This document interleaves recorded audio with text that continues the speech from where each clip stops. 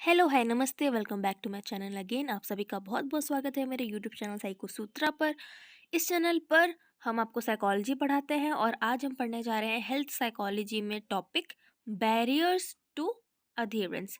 इसमें हम स्ट्रेटेजीज पढ़ेंगे, कॉन्सेप्ट पढ़ेंगे और इसमें मैं खुद के अपने कॉलेज टाइम के हैंड रिटन नोट्स आपको पढ़ाने वाली हूँ। So thank you so much for watching. चलिए आगे बढ़ते हैं।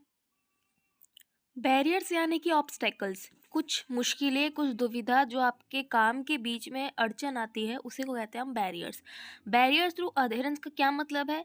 दैट ऑब्स्टेकल या वो मुश्किल that prevent individuals from following prescribe treatment plans, medications और लाइफस्टाइल रिकमेंडेशन।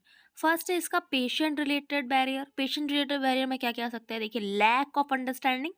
अच्छा, जिन्होंने मेरे पिछले videos 4-5 videos already adherence topic पे हो चुके हैं, आप प्लीज़ कॉन्सेप्ट क्लियर करने के लिए एक बार उसको देख लें, या मैं कहूँगी आप एटलीस्ट फर्स्ट वाला लेक्चर जो बहुत ही शॉर्ट है, क्रिस्प है, अबाउट अधेरेंस क्या होता है, वो ज़रूर देख के आएँ। ओके, कमिंग बैक, इसमें क्या क्या आएगा? Lack of understanding, forgetfulness, health literacy, psychological factors and cultural believes. चलिए देखते हैं ये सब होता क्या है। लैक ऑफ अंडरस्टैंडिंग का क्या मतलब है? पेशेंट्स को समझ में ही नहीं आ रहा, जो बीमार व्यक्ति है उसको समझ में ही नहीं आ रहा कि इस इन ट्रीटमेंट का इम्पोर्टेंस ही क्या है।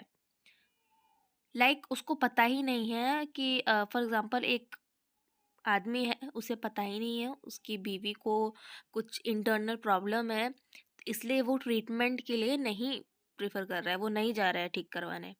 जब तक उसको अवेयरनेस नहीं आएगी या जब तक उसको सीरियसनेस नहीं आएगी, वो भूलेगा नहीं और सीरियसनेस नहीं आएगी अगर उसको पता भी है, तब तक वो दवाई लेने या किसी भी हेल्थ रिलेटेड बिहेवियर डॉक्टर को दिखाने वो इंसान नहीं जाएगा, right? So lack of understanding and forgetfulness, I hope आपको समझ में आया हो। इसलिए इंफॉर्मेशन सीकिंग करनी चाहिए, अवेयरनेस खुद के बारे में तो करना ही चाहिए। जो चीज़ नहीं समझ में आ रही है, आपको थोड़ा सा भी डाउट है, आपको बुखार हुआ, नॉर्मल भी, तो हमें हेल्थ रिलेटेड बिहेवियर में इंडल्ज होना चाहिए, दवाइयाँ लेनी चाहिए, उसके बारे में अवेयर होना चाहिए। हो सकता है किसी को कुछ अलग टाइप के स्किन डिजीज़ हो जाए, वो क्या होता है, क्यों होता है, कहीं हमारे वजह से दूसरों को ना हो जाए, ये सब इन्फॉर्मेशन हमें सीख करनी चाहिए।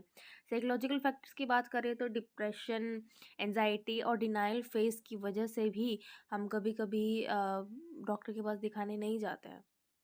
कि काफ़ी लोग तो इसलिए डॉक्टर के पास या इसीलिए कोई भी मेडिकल टेस्ट नहीं करवाते ताकि कुछ निकल ना जाए। How silly is this? Fifth one is cultural believes. Some patients में prioritize traditional remedies over prescribed treatment. अब ये कल्चर के ऊपर डिपेंड करता है। हमारे नॉर्मल कल्चर में हो सकता है जिस चीज़ के लिए हम नॉर्मली डॉक्टर के पास जा रहे हो कॉमनली, बट हो सकता है ट्राइबल कम्युनिटी में वो लोग जाते ही ना हो, वो लोग अपने ही पास वाले में ना जाएँ, वो खुद की रेमेडी बनाएँ, खुद का कुछ करें और फिर लगाएँ। So it's all about their own cultural beliefs. पहला हमने पढ़ा कि पेशेंट को क्या दिक्कतें आती हैं, दूसरा पढ़ेंगे हम मेडिकेशन रिलेटेड बैरियर्स। ठीक है, इसमें क्या दिक्कत आती है? साइड इफ़ेक्ट हो सकते हैं, ठीक है? साइड इफ़ेक्ट, अच्छा, मेडिकेशन लेने, ज़्यादा मेडिसिन लेने से भी हो सकता है और साइड इफ़ेक्ट इसका भी है। अगर फॉर एग्ज़ाम्पल काफ़ी लोगों ने वैक्सीन लिया था, कुछ लोग ठीक हो गए, कई लोग को उसकी वजह से कोरोना ठीक हुआ तो हार्ट अटैक आ गया। सो एक ये भी साइड इफ़ेक्ट का, इससे भी फ़ियर ऑफ एक्सपीरियंस और विद अनप्लेजेंट साइड इफ़ेक्ट, इसके कारण भी हो सकता है कि वो दवाई के लिए ना ऑप्ट करें। सेकंड है कॉम्प्लेक्स रेजिमेन। आपने देखा होगा कि अगर किसी को स्किन डिजीज़ है कुछ और डॉक्टर ने उसको एक 10 स्टेप्स स्किन केयर का दे दिया कि ये तुमको करना ही है रोज़, सुबह, शाम, रात, तो वो इतना हार्ड है, ठीक है? इतना कॉम्प्लेक्स है कि वो आलस करेगा ही करेगा, वो नहीं फॉलो करेगा।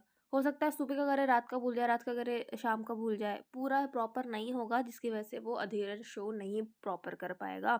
कॉस्ट ऑफ मेडिकेशन बहुत इंपॉर्टेंट है। Doubt about effectiveness, very good, बहुत ही ज़्यादा इम्पॉर्टेंट है।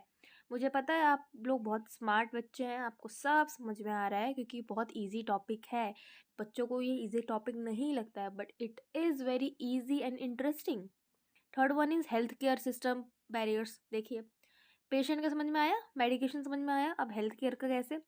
लिमिटेड एक्सेस हो सकता है, पुअर प्रोवाइडर कम्युनिकेशन हो सकता है कि क्लियर इंस्ट्रक्शंस नहीं दिए हो, बस दवाइयाँ लिख दिया हो, अब कब देनी है वो आपको पता ही नहीं है, कितनी देनी है, कितनी लेनी है आपको, आपको ये नहीं पता, टाइम कंस्ट्रेंट, टाइम की दिक्कत आ सकती है, right. Fourth one is condition related barriers, that is chronic और एसिम्टोमेटिक कंडीशन। एसिम्टोमेटिक का मतलब देखिए, डिजीजेस लाइक जो बीपी होता है या डायबिटीज होता है might not have noticeable symptoms leading patients to undervalue their treatment, right. कि डायबिटीज़ और हाइपरटेंशन का एकदम अचानक से तो नहीं दिखता है, वो धीरे धीरे बढ़ के एक ही बार जब हो जाता है, हाई बीपी हो जाता है या लो हो जाता है, या आप हो सकता है आप बेहोश हो गए, उसके बाद आपने चेकअप कराया, तब पता चलता है कि आपको कुछ दिक्कत है बीपी की। ऐसे ही और भी चीज़ें हो सकती हैं।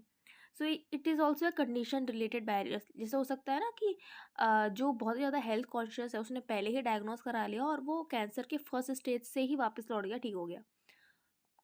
कई फोर्थ स्टेज पे पता चला, उसने ध्यान नहीं दिया। कॉम्प्लेक्सिटी ऑफ कंडीशन पे भी ध्यान इफेक्ट करता है। देखिए, conditions requiring multifaceted approaches like lifestyle changes and medications can also overwhelm the patients.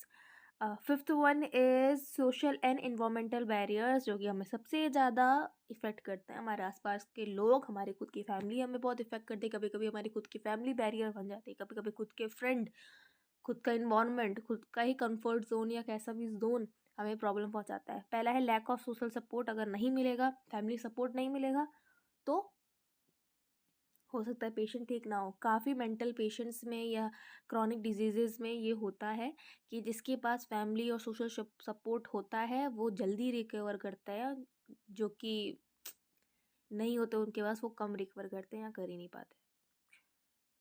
Work और लाइफस्टाइल कंस्ट्रेन, बिजी स्केड्यूल्स में कॉन्फ्लिक्ट विथ ट्रीटमेंट रेजिमेंट्स। मैंने कहा ना, इसलिए सिंपल होने चाहिए कि हर इंसान आजकल इतना बिजी है, इतनी दौड़ भाग वाली ज़िंदगी है, अ, इतना कॉम्प्लेक्स अगर आप दवाइयों का रूटीन बना के दोगे, प्रिस्क्राइब करोगे, या कोई भी डाइटरी मॉडिफिकेशन दोगे, या कोई भी टाइम से रिलेटेड, एक्सरसाइज से रिलेटेड, फिजिकल एक्टिविटी से रिलेटेड आपको स्ट्रिक्ट प्रिस्क्रिप्शन दोगे, वो नहीं फॉलो कर पाएगा। Third one is transportation issues, difficulty travelling to pharmacies और हेल्थ केयर फैसिलिटीज़।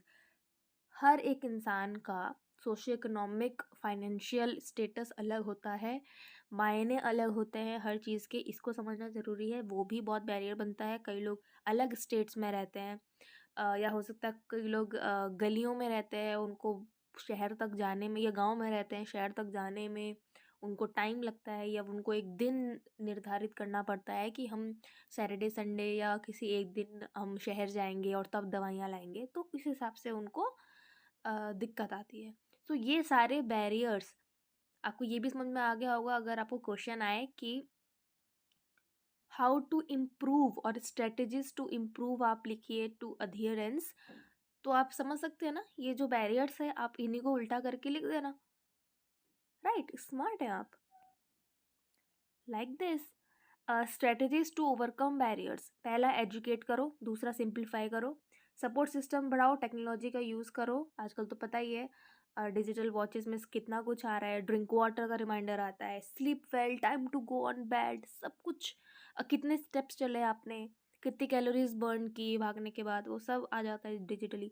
तो टेक्नोलॉजी का यूज़ कर सकते हैं। अफोर्डेबल केयर हम खुद का रख सकते हैं, कर सकते हैं। And share decision making in, that is involve patients in choosing treatment plans that suit there lifestyle and preferences.